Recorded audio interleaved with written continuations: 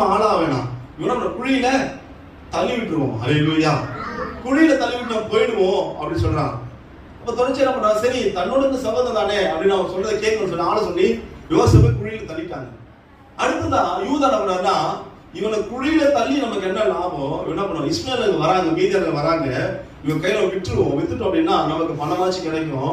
20 வெள்ளி காசு வித்துலாம் பிளான் பண்ணி வித்துட்டாங்க. அல்லேலூயா. முதல்ல என்ன பண்ணாங்க, குழியில தள்ளினாங்க, அங்கிருந்து ஒரு சகோதரன் தூக்கிட்டான். ரெண்டாவது விற்று போட்டாங்க. அல்லேலூயா.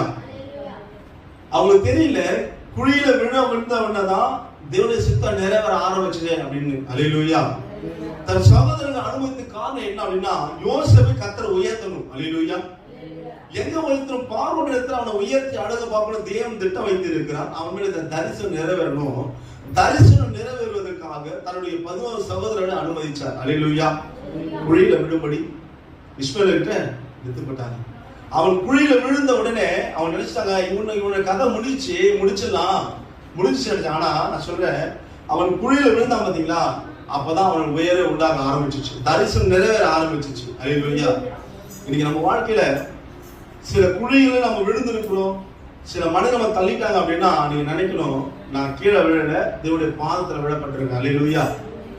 தேவனுடைய கரத்துல விழப்பட்டிருக்கிறேன். தேவனை உயர்த்துவதுதான் கீழே தள்ளி